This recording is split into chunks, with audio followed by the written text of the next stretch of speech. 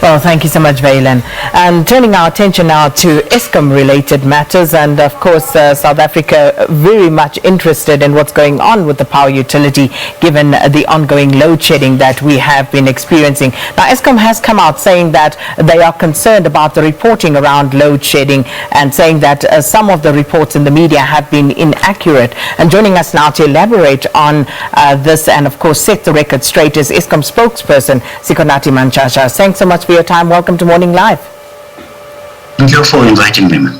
Sikonathi, let's begin with the concern that you've raised as Eskom, which is that load shedding is going to continue for the next 5 years. At least that's what the reports have been saying.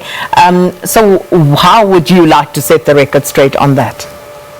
That was indeed an incorrect report by News 24, which Eskom, what did Eskom say, and Eskom wishes to repeat, is that we have a shortage of approximately 4,000 megawatts of generation capacity, which indeed has added to the pressure and will continue to cause us to have load shedding, while Eskom is continuing with its own processes to repair its power stations. So the News 24 then went on and said, Eskom says it will have load shedding for 5 years, which was not the case. Eskom repeats that we do have currently 4,000 megawatts shortage in generation capacity, which may well grow should the economy perform better as electricity demand grows.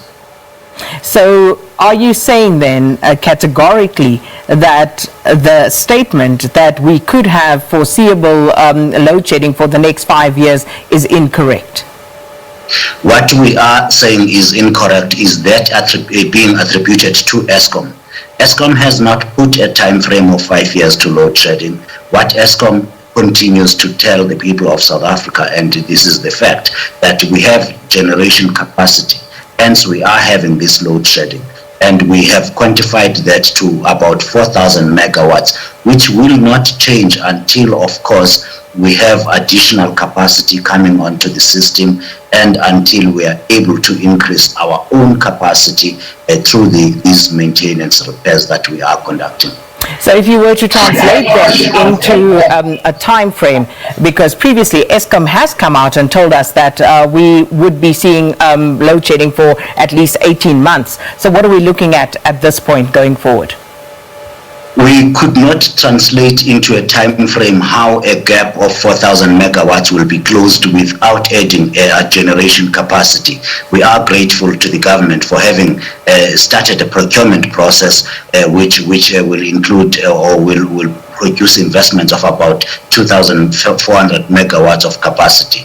In terms of Eskom's own internal processes, we are doing the maintenance currently on about 15% of our own infrastructure, which will help us increase the available capacity for the winter. We should have more than 32,000 megawatts of capacity from the current 30 that is able to generate electricity today. And of course, we are relying on the additional capacity that the government has to procure in order to help bridge the gap between demand and supply. So we will indeed continue to have load shedding for the foreseeable future as we have these shortages. A bulk of this maintenance will be completed around September. I must hasten to add that will only reduce significantly the occurrence of load shedding. It is not possible to say it will eliminate totally load shedding. So when you say that a government will be procuring more energy, Sikonathi, what exactly does that mean? Break it down for us in layman's terms. The government has made a request for proposals for investors to build power stations. That is a government process. In fact, all procurement of new generation capacity is a process that resides outside of Eskom. So if you need any explanation about the process, you would have to go to the Department of Mineral Resources and Energy. It has put in place emergency procurement, which it announced last year in 2020, and that capacity should start coming online next year. It is the government's own processes as the law works in South Africa. Eskom only works with the policy that has been decided by the government and has got its own portion to implement, which includes making sure that its own power stations are indeed working in good order. That is the work that Eskom is seized with at the moment. So are those power stations working? Are they in good order? Because if we look at what we had to go by previously, we see the breakdowns, which we are still experiencing at the moment. There were design faults at the newer build generation plants, Medupi, Kusile. So let's talk. What's going on at the moment? The reason we are having this conversation and even talking about load shedding is exactly because those stations are not working as they should. And that is what Eskom has been telling the people of South Africa, that we are working on repairing those. The design defects at the Medupi power station have been corrected on 5 generation units. The last one is under process, and it should be completed within the next few weeks. And at the same time, that will also complete the construction work on the Medupi power station, and all 6 generation units will fully contribute power, 4,800 megawatts of power to the grid. We have said, and we continue to say, we will then move to make the corrections to these defects at the Kusile power station starting in April, and this will go on until January 2022. When we can then have full capacity coming from those 2 power stations performing as they were designed to perform indeed. The reliability maintenance on the rest of the fleet, the old power station of about 40 years old on average, it continues, and that is the work that Eskom is doing in order to reduce the occurrence of load shedding. So in short to your question, yes, of course, the stations aren't working as they should be, and that is why we are having these problems and indeed this discussion at this particular point, Sakina. Let's talk about the cost overruns and exactly at what cost all of this is coming to the South African consumer, Sikonathi. In your last integrated report, the Dua power station, for example, had to write off 1.3 billion rand because Eskom had done some maintenance work there and then at some point decided, well, it's not worth it, seeing that that particular unit is actually coming to the end of its lifespan.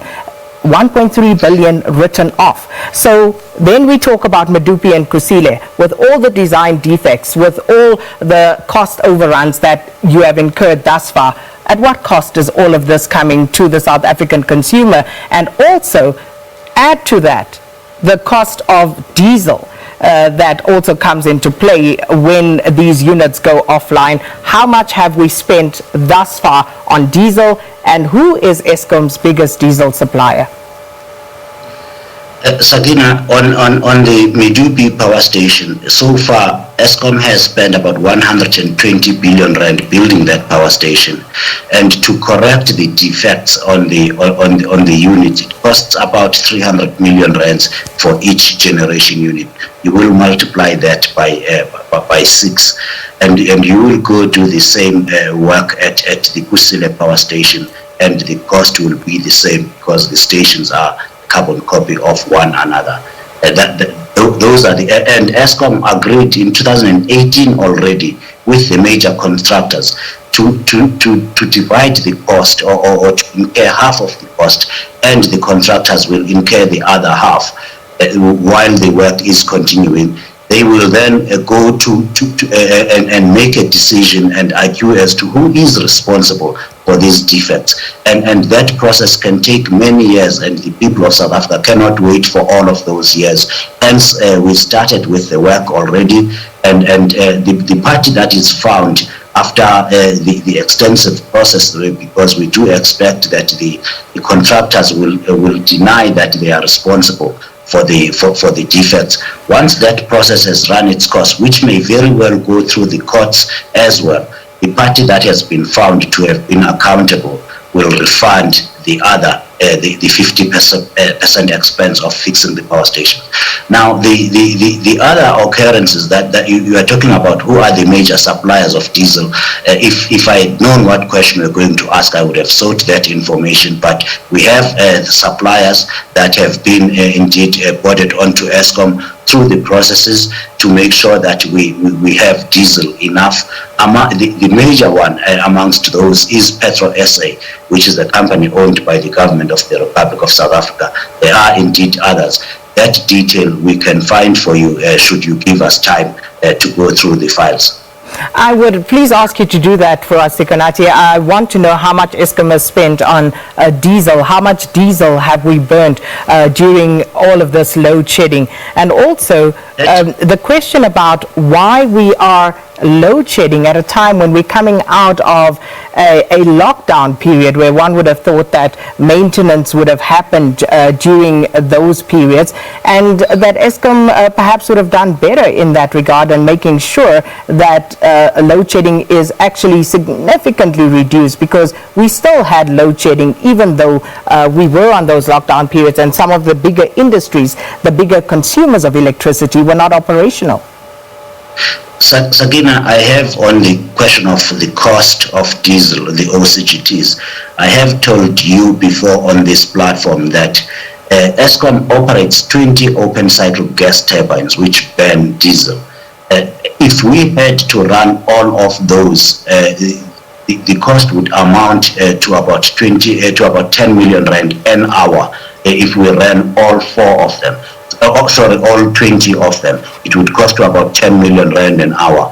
We have not yet had a cost to run all 20 at once, but we do run 5-6 on a daily basis. The cost of each hour is about 500,000 rand. That is the exorbitant cost indeed of running the OCGTs in order to avoid or to reduce load shedding. It's something that we do in order to spare the country of the huge distress of higher stages of load shedding.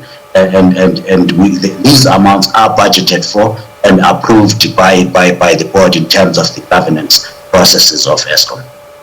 Sikonathi, we have to leave it there, unfortunately, but can we make an undertaking to come back to discuss some of these matters in greater detail, because it is of great importance to the South African public. We know about our sovereign credit down rating, and Eskom, being a huge factor in all of that, in addition to what we experience on a daily basis.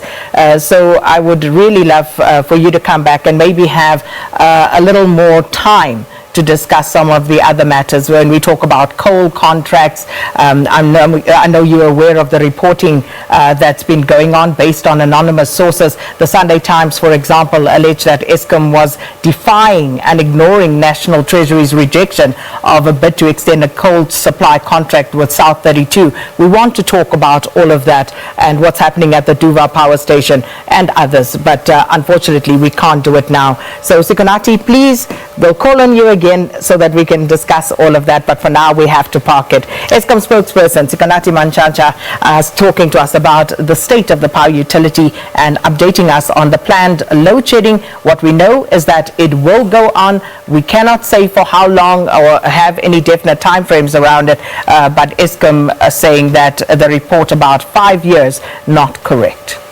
Time now.